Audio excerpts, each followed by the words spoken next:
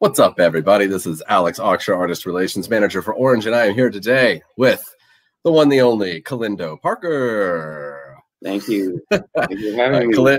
Kellindo is the guitarist for Janelle Monáe, and Kellindo is also a solo artist in his own right, and he's working on new tunes right now, so hopefully we can hear a little bit about that, and learn a little bit about this guy's history, as well as, I'll be honest with you, your family history is insane. Like, you have such a musical family, and also a sister who works in the music industry, as quite frankly one of the best marketeers in all of the music industry. Emma.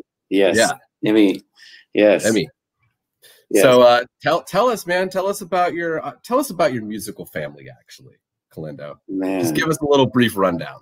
Yeah. Well, it all started obviously with my parents, birthing me and raising me, and I remember that's important. That's important. And my mom's story is very interesting. Her water broke when I was actually when she was at a James Brown concert with my father, watching my Uncle Maceo perform. That's the way to do it, bro. Yeah, so I was born literally at a James Brown concert. Yep. So, it's pretty crazy. So yeah, my Uncle Maceo and my Uncle Melvin both played with James Brown for many years. And, as a teenager, I was able to see him quite a bit. I would, my dad would sneak me into the show. And so I've seen a lot of James Brown, which is kind of wild that I've actually been there, as a result of this. So did you see anything awesome behind the scenes, James Brown stuff? No, I wish I could say yes. But no, the only thing was I remember seeing Robert Plant at one of the shows. He was right in front of me in the VIP section, and I was just like, "Oh my God, there's Robert Plant!" And I wanted to say hi to him so badly, but I didn't want to break my vision of him being a great guy or great talent. If he was mean, I was always afraid of rock stars, whatever, being mean. And I was I'm still afraid of rock stars being mean. You know what I mean? So am I. 13 years into this gig, and I'm still afraid of a rock star being mean to me. Yeah. So that's amazing, dude. And of course, your sister Emmy, she worked at Moog. Yes. And I'll say this: I can credit her with bringing Moog back a bit from not the brink of anything by any stretch of the imagination, but she really brought it into the new century, man. Absolutely. With her marketing, and then now she's at Teenage Engineering. Yes. That's a very cool company. Yeah, they're very cool, and she's incredible. She's even though she's one of my younger sisters, as the rest of my family, they're teachers to me. I feel like a student learning about life and business and marketing and all that good stuff. So I'm very proud of her. That's awesome. How many kids were in your family? 5 siblings total. 5 siblings. So yes, 6. 5, yeah. Well, 5. Yeah, 5. You counted yourself. Right, counting myself. Yeah. I have 4. I'm sorry, you're right. I have four siblings. We're kind of like the Jackson 5, but more female based. Jackson 5. I'm the oldest, believe it or not, and I have a younger brother, Kai. Next is Shilla, who has a wonderful vintage online clothing company. Those are dope names. Shilla, Everybody's right? got a dope name, man. Right? Yeah. And Emmy and Kimberly, my sister Kimberly, is a judge in Sacramento. She's a lawyer and a judge, and just leaders, Yeah. So correct me if I'm wrong, but were your parents both educators, or was it your father that was a professor? Yes, my father, professor at Columbia University, the first Black professor at Columbia University, and my mom has been a English teacher and a principal over the years. So that's why I don't have that New York accent I'm supposed to have. What's going on over here? Huh? I'll tell you what, dude. I don't usually share these comments this early, but this one is amazing. It reminds me of Slash. Yes. His birthday just passed. Thank you very much. Thank you very much. He's a great guy. Great guitar player. Quite the compliment. Yeah. From I Hate You. Thanks, I Hate You. Yes. I love the name. Oh man.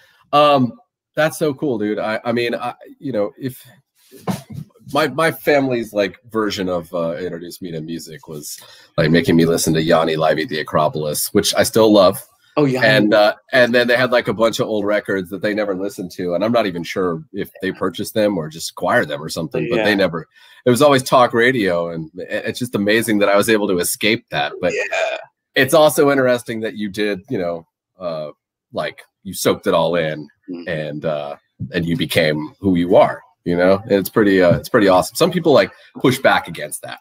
You know, you force feed any specific thing down a kid's throat, and they're going to turn away from it. But you really embraced it. Very cool. I think that's why my dad had me first start out on trumpet, because I hated it. I couldn't play it. It was very hard to play, and I was like, "Can I stop, please?" I just couldn't do it. So it was when I think it's when I saw either a Kiss video or something of Kiss. I just fell in love with guitar, like rock guitar. You know, I saw Ace Frehley, and I was just like, "I want to be like that guy." Yeah. And then I heard Jimi Hendrix, and I was like, okay, I want to play like this guy. Yeah, that's I've started on saxophone. Wow. You know what I mean? Yeah, and I never really there was never a particular artist or anything that I ever aspired to be necessarily. You know, maybe Phil Collins. Yeah, cool dude. In the air tonight, man. Come on now. Yeah, yeah, because it wasn't like Dave Koz or somebody, you know. I wasn't trying to be like, I wasn't looking up to saxophonists. No, like, yeah. Someday I'm going to be, you know, in the horn section of a band on stage. Crazy. You know? So you play sax. What else do you play? Drums. Yeah. Okay. Yeah. Okay. It's always, for me, it's always been about songwriting, though. Right. You know what I mean? I love that. I love that exercise more than anything. Yeah. Me too. Right on. Which is what you're doing right now, right? Because you have two full lengths under your belt, right? Actually, I have solo artist? Well, I've got a lot of singles and now an EP. So you know, I've been afraid to pull the trigger, so to speak, on an album, pretty much because, for one, it takes a lot more work and a lot more time, and two, once you know, let out the load of all your songs at once, it's like you know, now what? And I almost let it out this year, and then thankfully I didn't, with, you know, because we can't tour or perform or anything like that. So right, we're planning on releasing something next year. And so you've gone into songwriting mode during this pandemic, and I've asked this of everybody, but is it making you more creative, or are you how is it affecting you right now artistically? Yeah, I would say after getting out of the initial depression of everything that was going on, I decided to become more creative and also more of a student. I went back into learning some things, so YouTube, and took some courses as well in like engineering and production. And so I've been like, oh yeah, I can learn how to do all this myself. I don't have to worry about spending, you know, thousands of dollars on getting a song mixed and then having to change the mix because I did something wrong when I initially recorded it. So, you know, that's kind of it's kind of a plus to know how to do it yourself. That's great, man, that you're trying to better yourself and improve your skill and your craft. And I mean, I've been really good at drinking lately. So. Well, cheers. A little cranberry juice. Yeah. Yeah, it's this is tea. Yeah, yes. So you have been with Orange for a hot minute now, buddy. Thank you. And that combo behind you, that 80-30. Yes. Is that one of the first ones that we got you? This is, I think it's either the first or the second. It's hard to tell now because, you know, of the they both look the same. I took such great care of them. But I think, as we spoke the other day, this is the one that's got the fresh tubes, and so it sounds really, really great. Yeah, thank you so much for that. By the way, you guys have been right there for me every time. You know, whether we're doing a TV show, you know, you'll fly the amp out right there in time. It'll be there right before I show up, and I mean, you guys are so super reliable. I cannot thank you enough. Well, you're rad, and that's why I do it. Thank you. For one. Yeah. Hey, all right. Yeah. But, you know, man, we've always just gotten along really well. I mean, I always tell people that you babysit my kid once, but you didn't really babysit him. But I want to. You were over at our house, like, I don't know, eating dinner or something. And we're like, you know, holding our kid and burping him and whatnot. Yeah. Oh, that always stuck with me, dude. But, Yeah. You know what I remember from when we first met each other was that house that you lived in Atlanta with like all of Janelle Monáe's crew. Yes. That place was nuts, dude. Yeah. That place was nuts. Yeah. Tell it. I mean, you got to tell. I don't really know the whole backstory about that place, but that must have been such an awesome time. Can you tell us a little bit about what that was? And yeah, it was great. It was just like, you know, the Black Brady Bunch of music. You know, I mean, yeah, you know, there's always something going on. There was Jadena downstairs. I would hear him playing Classic Man, like working on Classic Man all day and night. I'm upstairs working on whatever. Nate and Janelle and Chuck are working on, you know, a Tightrope at one point. I remember, you know, all the different manifestations the song and transformations the song went through to get to where it is now. And this is really with every song, especially the songs that you guys know, like Cold War and Tightrope and everything. And, it was so inspiring to be around such hardworking people. Yeah. And you had like 10 artists living in this house. Oh, yeah, absolutely. West of Atlanta. Yeah. And was it actually Janelle's house? It was her studio. It was her studio. It was her studio, but it was a house. It was a house. Yeah, I mean, in a neighborhood. Yeah, so you can stay. I mean, you know, you can live there as long as you want. I mean, for me, like, even though I've always had this place, I spent, I don't know how many years, 5 or 6 years there. That's really cool, man. Yeah. I mean, it was a lot of the formative Janelle Monáe years right there. Absolutely. It's crazy. Oh yeah, I remember our first show in Atlanta was our first, like, I should say, when we first released music, and we went into our first show. I felt like it was at Spelman, and it was so much fun. I had never seen, for one, so many beautiful women at one time in one place ever. I freaked out. I'm very happy to see that. But it was just a great show. And then we did our first out of state show in DC at Howard University, and you know, just me and her as a duo. You know, really, she was Janelle Monáe, the star, but I was the band. So it was pretty cool. And then, so you were essentially Janelle's first hire as a musician for her band. Right. Wow, it's crazy, man.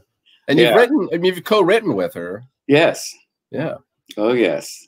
Yeah. You know, man, Janelle Monáe is. I mean, what you guys have done with her and her brand is really incredible. Like, she's, you know, the whole android persona, you know, the like androgynous kind of approach is incredible. And she really started a trend there too. I mean, you look at like artists that have followed her now, you know, with that approach of like kind of confusion and keeping people captivated. Yeah. Like I'm brain farting the shit out of this, but who's the super popular? Beyonce did a little something. Sasha Fierce. The new girl that just won all the Grammys. Oh, then just like last year? Yeah. Oh, Ely. Like the #1 star in the world right now. See, that chick. Lizzo. No, she didn't win though, but she should have. No, it's not Lizzo.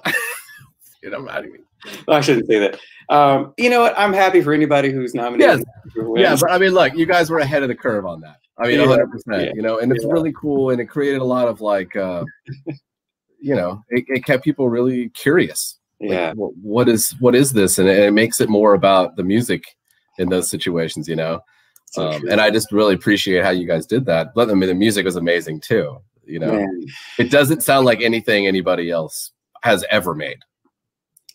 True, and it makes sense that that's the case. I mean, you have so many ingenious minds working on this music and forward thinkers. You know, so it's, you know, I feel like I have to, you know, force myself to, you know, not be so by the book as a writer when I work with them, which is a great feeling. You know, it opens up the door to more creativity and stuff. So yeah, that's awesome, dude.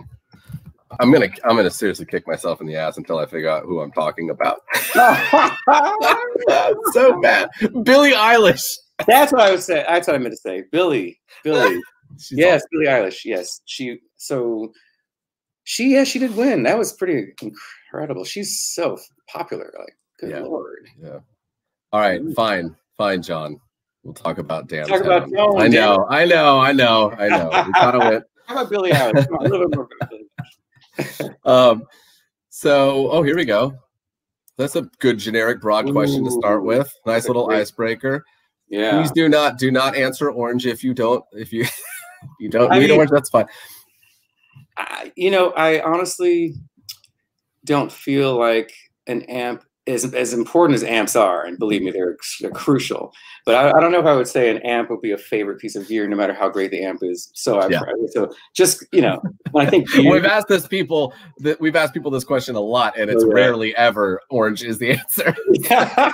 I mean, now if he said, "What's your favorite amp to go?" If you found to play my Strat and plug it into something and have a show, and I've got to sound amazing, it'd be an Orange amp.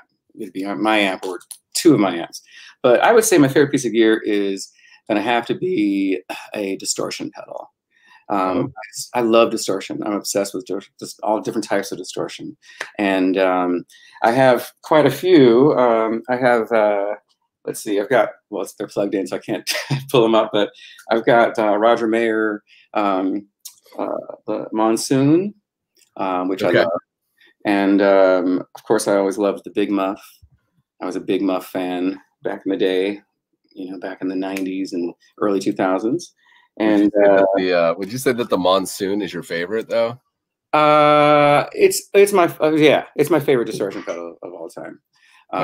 It's just insane. And the fact that it looks like a Univibe, but the fact that you can pull back on the volume and get that really more clear-ish kind of tone, kind of like a fuzz face, but the saturation is so thick and clean at the same time, which doesn't make sense, but you'll see when you play one.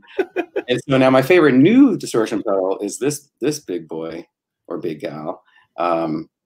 This is it's actually made by someone named Chris, and it's a company called TSK. And if you look them up on Instagram, you'll see he made this by hand. It's basically looks like it's made in a Big Muff box, but he's decorated it with something pretty cool here. Is that a one-off? This is a one-off in particular, but he makes these. Like, you can actually order these. He's incredible. He's got some other pedals that I have of his too. One is basically a fuzz face. Oh, here it is. That's a huge pedal, by the way. Yeah, it is. It is huge. This is his as well, TSK, and it's basically a fuzz face with like some other types of balls. So. That's my favorite. My favorite gear is definitely a distortion pedal. What do you got in the back there in terms of guitars, man? Yes, I have. Let's see. I've got my Jimmy Page Telecaster in the back, the mirror Telecaster. But I actually went and put hot rails into the to the lead to give it some like Gibson SG-esque kind of pump for some of my Black Sabbath sounding stuff. I can't wait for you guys to hear this album that's coming out.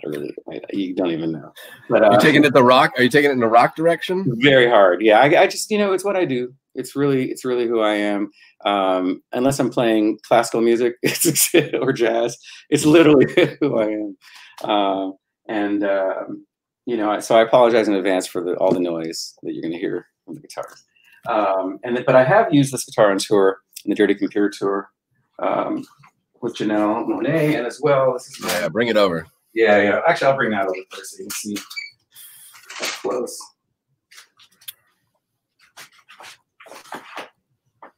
She is a beauty. Ooh. Yeah. Yes. I also had the Bigsby put in. Oh man, that's pretty. So clean too. Did you just buff that right before? No, actually, I should have, but I know I didn't. I take good care of my babies. Yeah. Yeah, man. It's great when you play this guitar on stage with the mirrors. You can kind of like reflect the lights back into the crowd. It's kind of cool. Yeah. Do you ever just blind people just to? Yes. You see somebody being an asshole? Yes, just for the fuck of it. I'm sorry. Sorry for the kids. Okay, here's the famous pink guitar that I played on tour for the song Pink on the Janelle Monáe Dirty Computer tour. That's awesome, man. And this bad boy's got the quarter pounder right here, which gives you that like ring kind of. It's gotta be terrible for people watching who are like, oh, the one guitar that was made for the one song you played on the one tour. It's like, yeah, that's how it works. You get guitars for one song of one tour. Oh yeah, and then you give it back to Neil, you know, my guitar tech and great friend. He lives out there in Atlanta, by the way.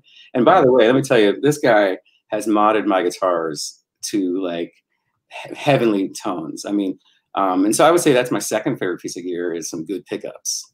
Mm-hmm. You know, what kind of pickups do you have on a lot of your stuff? Is it all the same stuff? Other than the ones that are, you know, the quarter pounder for this one and the hot rail for this one. This guitar right here, which is the OG, this is the guitar that's been with me since, you know, since the beginning. That had to have been from the tour with the white amps. Yes, right. Okay. Yeah. All that. This guitar is actually on Metropolis. It's on Arcandroid. You'll find it on every album. And so what's cool about this is that it's a 1957 reissue Stratocaster, but also Neil at Atlantic Music. These are his pickups. These are not Stratocaster pickups. These pickups are beasts. They're single coil, but custom stuff. They're custom, overly wound, so you get like more. They just have a natural ability to do some more funky things. So just clean. Now the amp is on crunch mode, but the fact that you get this much crunch.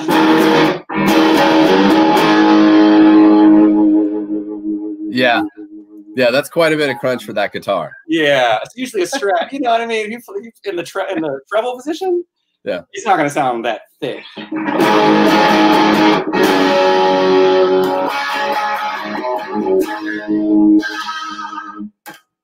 I imagine that it actually works really well with that 80-30 though, because if you've got the guitar naturally as treble as it can go. Yeah.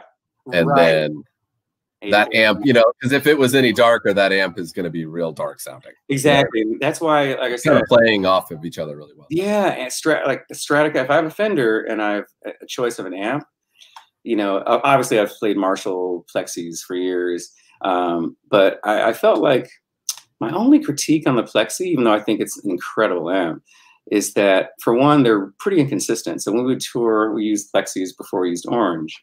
Yeah. And every now and then, it wouldn't be working. It's like a Ferrari or something. You know, it's like, oh, but does it turn on? You know, sounds great when it's on. But also, it can be pretty bright and pretty loud. And at times, depending on the venue, it was too loud for some of our shows. So to get a 50-watter with the sensitivity and the warmth of the Orange became Janelle and Nate's favorite tone as well. You want to keep your boss happy.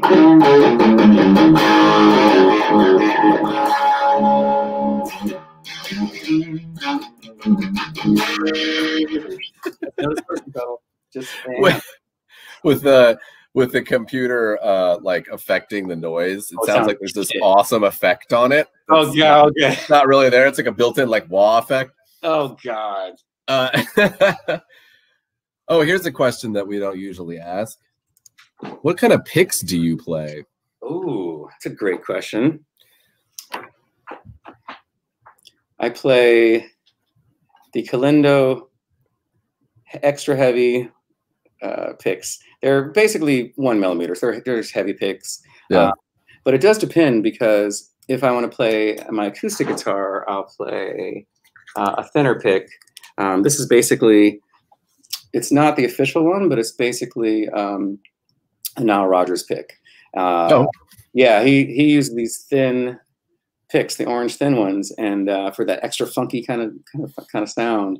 But I also use this on acoustic guitar just to get the string snap in the microphone.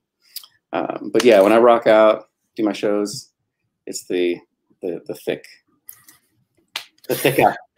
You know, there's do you know Chris, who was formerly of like Ampeg and Dunlop? He was at Dunlop for a while. Chris Johnson. I might have met him. But... He started a entire podcast about guitar picks. Oh shit! Okay. Called the Players Pick Podcast, and everybody should check it out. But yeah, he's actually at Kiesel now. But it's for being about picks. It's a good podcast. if there's one thing I don't care about in terms of guitars, it's definitely picks. So. Yeah. What's your least interested? There's a question. What's the least interesting thing to you when it comes to guitar? There's thick ones, and there's light ones, and there's ones that have people's names on them, and then there's ones that are collectible, and then there's ones that you get a discount on because you're an artist. Oh my god! You know, actually, what's funny is I don't have him with me. I don't know why I'm looking for him right now, but over the years and through the tours, I've collected picks. So like Katy Perry gave me her pick. I gave her mine, of course. Prince, I got two pick swaps. Yeah, pick swaps. You know, Prince didn't care for, he didn't need or ask for any of my picks, but I did definitely keep his picks. Who else? Tom from No Doubt. I have one of his picks as well. Andrew from Maroon 5. I mean, just you know, I just love these picks. You know, I have a box upstairs. I'm trying to remember my favorite one. I have a lot of Rick Nielsen picks because you know. I mean, I work with Cheap Trip long enough. I'll be backstage hanging out, and every single time that I meet Rick Nielsen, he has no idea who I am, and he flicks a guitar pick in my face. Yeah, every single time. Yes, that's awesome. Rick is such a great. He inspired me in many ways. One, if you see the black and white that I wear, the checkers socks, that's Rick Nielsen inspiration. And yeah, I actually caught a pick of his in, I want to say Vancouver at a show many years ago, early 2000s. And like, I was way far away and caught it with one hand. And he saw me. He was like, wow, you know, I have a ton of Rick Nielsen picks. Yeah, everybody's got a ton of Rick Nielsen picks, dude. He orders them by the, I mean, like truckload, right? Yeah. It's crazy. Yeah, I bet. Oh my gosh. Here we go. Strings. Kellindo, what kind of strings do you use? Yeah, you know, it's funny that you asked that, Edward. I was thinking about my string choice this morning because I recently saw something on YouTube about how nines are better if you're using distortion. They get more of that distortion tone versus the string tone, which I've heard before, but I saw it just demonstrated. And after seeing that, I changed out most of my guitars to nines. So Ernie Ball nines or D'Addario nines. After doing so, I do notice a big difference and improvement when I'm recording rock guitar, like distorted guitar. The only thing is my Strat right here, the OG, you know, it's got tins on it, and I just picked it up for the first time today in a little while, and I don't know, I just feel like you get more, I don't know, you get more tone, more guitar tone out of tin, so I might switch back to tin. So Ernie Ball, D'Addario, those are the ones, they're the reliable ones. I mean, there are better sounding strings, perhaps, like the ones that are like $1 million a pack. What's that brand called again? Temastics?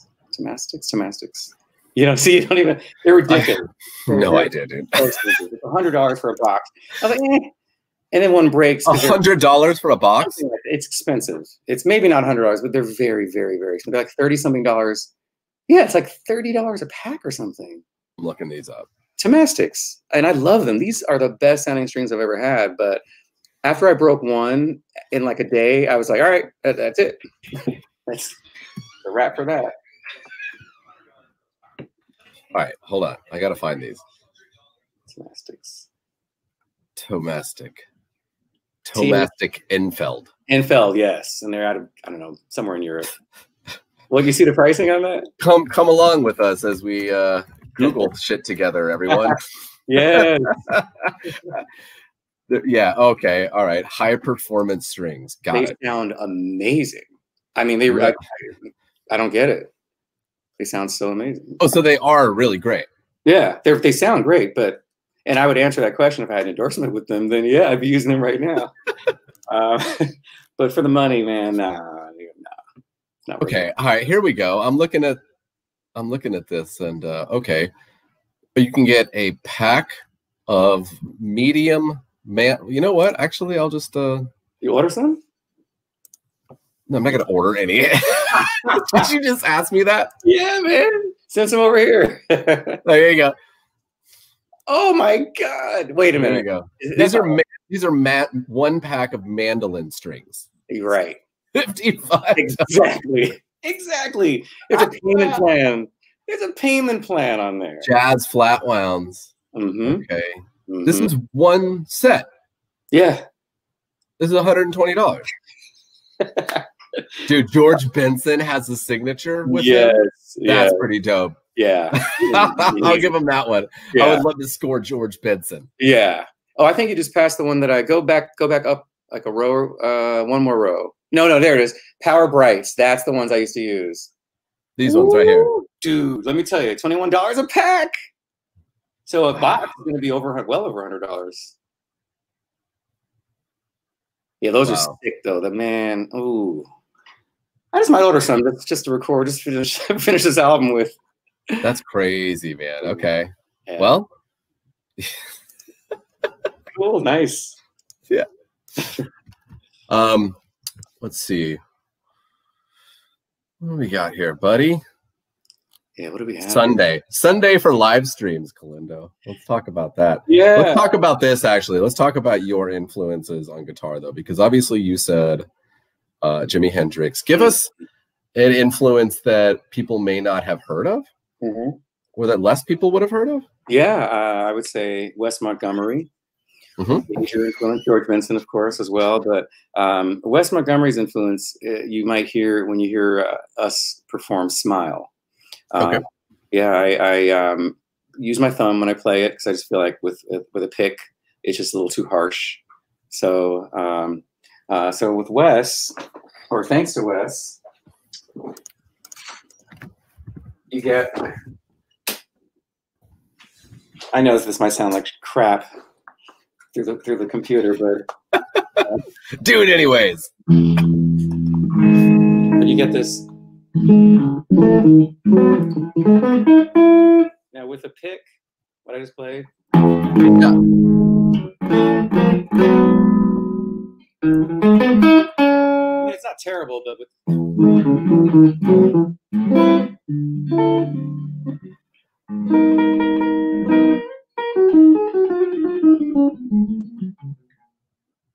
the amazing bending fingers, dude. Look at that one.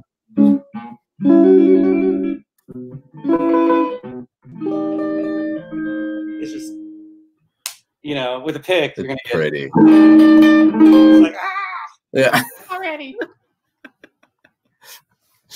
Oh no. Yeah, Wes Montgomery all the way. Another, who else would be Joe Pass? I love Joe Pass. You know, I love jazz guitarists. I'm a huge Alex Lifeson fan as well.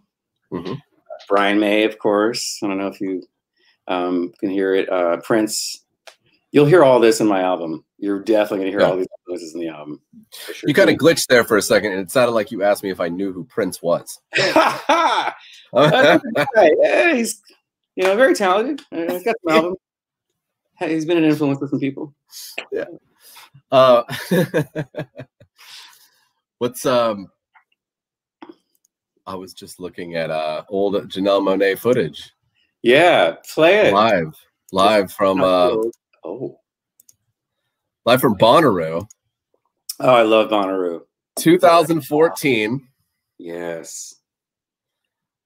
And now these were actually white cabs, right? Yes. I don't know. Maybe we didn't just gaff tape those. I think I'm going to say that. I swear I gave you white stacks at some point. Then yes, then they might be the ones, because you flew them out from London or something like that, right? Yeah, something like that. Or yeah. This is just hype guy, right? Just a hype guy. George 2.0. He's you know what's funny? He's extremely talented. He just volunteered to do this part of the show for Janelle, but he was also the stage manager for many, many years, and he's an actor. He's a rapper. He wasn't the dude holding the umbrella for Outkast, was he? On stage? No, Puff Daddy? Somebody's umbrella person? Oh, man. I don't. There's the Brian May guitar. RS Customs made that for me. That's a sweet guitar. Yeah, it's really nice. There, look at that. Yeah, that's 2 half stacks. Am I making you sad right now by playing footage of you playing Bonnaroo while during a pandemic lockdown? You know something funny? Actually, you are. Turn it off. No kidding. No, you're no. It's inspiring, you know, to see that we did do this, and you know, one day we'll be able to do it again. Yeah. You know, this happened 100 years ago. You know, not quite exactly the same exact thing, but similar. And most people survived it. Did she get that idea from the dude from Disturbed? Oh God, I doubt it. But I saw Disturbed. I saw no for Metallica. Yeah, they've been doing that bit in Disturbed for like a decade. I feel like. Possibly. I don't know. That's great. That actually probably not a lot of people at Bonnaroo drawing the connection there. So no, this was the song that we did with Prince. So Prince is actually on this album, on this song, singing with Janelle Monáe. And what's amazing about this story is that I recorded my guitar solo before Prince recorded any guitar or vocals to the song. And so I was sure that he would say, all right, I'm doing the solo now, get rid of his solo. But Prince loved my solo and decided that we should keep it. I was just like, are you kidding me right now? Actually, amazing. This is fun, but obviously this is hard for everybody to kind of follow along to. Yeah. You know what we're going to do here? You are going to tell us your Prince story. Oh, Jennifer. There's so many Prince stories. That's my wife chiming in. No. There's one specific Prince story, and it's very important. And I have to preface this story by telling everyone that I told Kellindo about the Dave Chappelle skit where Prince makes everyone pancakes. Okay. Yeah. And you had never seen the skit. That's right. You remember that? Right. You were telling us this story, I feel like. Yeah. Oh, wow. And then we were like, wait, this is what happens in the Dave Chappelle skit. So tell us, please. Oh, God, yes, Can you? It's sweet. Yeah, it's really. No, it's not a crazy story. No, I don't have any crazy Prince stories, but it's. No, but people will appreciate the connection here. They'll understand. They'll draw the parallel. Yeah. Where were we? We were in LA. Now this is. I'm trying to think. I don't remember what show we did, but we were in LA, and I remember we had performed our show, and as always after the show, I'm starving, and but you know, Prince comes to the show and he wants to go out and hang out and possibly jam. I'm not going to say no. Excuse me. Wait, that's important though, because a lot of the time what Prince wants to do is hang out and then bring you back to his house to jam. Right. That's the normal thing, is to go to his house and jam. But he actually invited us out to a club, a private VIP situation. Obviously, I don't remember what was going on there. It was a DJ. It was a really nice vibe, but we were in our little section, and I'm sitting there thinking, wow, I'm sitting next to Prince and Janelle Monáe, and I'm starving, but I don't want to act like I'm starving. So I'm trying to, like, okay, just forget about the hunger, And then Prince turns to Janelle and he says, are you hungry? And she goes, yes. And then I'm listening. I'm just like, yes, come on. And he goes, do you want some pancakes? And she's like, sure. I don't know the whole pancake thing. I really didn't know that. I didn't see the video, and I know Dave Chappelle, and did not know. By the way, my dad was Dave Chappelle's mentor way back in the day, and I didn't know the skit. Isn't that crazy? So we end up going to his house in Beverly Hills, dude. We go to his house, which we've been to before, so we weren't like, wow, we're at Prince's house for the first time. It was actually more like, wow, we're at Prince's house again. It's incredible. And there he is. Well, actually, he had to cook, make the pancakes. But they were Aunt Jemima, which I thought was interesting. Where you just add water, no eggs. Okay, all right. Okay, he had a personal chef. Yes. Prepare Aunt Jemima pancakes. Yes. Okay. Absolutely. In his kitchen, and beautiful. I remember a key detail to this telling of the story, and it's what was in his kitchen. Oh, okay, yeah. So the kitchen is one of those open concept kitchens where you go straight into the living room, you know, basically. And there was this, I don't know what material it was. You talking about the piano? Yeah, purple. Yeah. Was it a purple piano? piano? It was a purple piano made out of like stone. It must have been marble or stone or something, you know, but purple. Probably marble. Probably marble, yeah. It was probably marble. It was a purple marble piano. Oh my God. It was insanity. It was extremely, like, the shape was crazy. We had a slant to it. You know, the piano has, like, my piano's in the background. Oh, look, there's Prince's tambourine. Anyway, the piano has a slant in the front, so it's like this, and then the top, rather than being like that. And I mean, it was just, you had to be there, as they say. So awesome, dude. Yeah. Man. I never forget, though. I'll never forget just knowing that you didn't know the Dave Chappelle thing going in. No idea. That. And then you got to be there and see Prince prepare pancakes for people. Yeah. Well, I'm sure it was like after midnight, probably early morning, pancakes. 2:30, 3:30 in the morning, because, you know, LA shuts down at 2. Yeah. No. And he calls the chef on the way and he's like, Prince, come in. Yeah. Get the Aunt and Mima ready. Yeah. And they were like, and everyone was starving, but it took forever to make, you know, 1 or 2 pancakes per. It was a few of us, you know. So we were all sitting there in this beautiful kitchen, you know, on the island or whatever, which is right in front of the sink, and I guess the stove was right around there too, obviously. And but after we ate, I'll never forget this. There he was. Now it's like 5 in the morning. There he is washing the dishes, and I was just like looking at Prince washing dishes and kind of chatting with him a little bit. I'm just like, wow, he's washing his own dishes. Yeah, it just was a sight that I never thought I would ever see.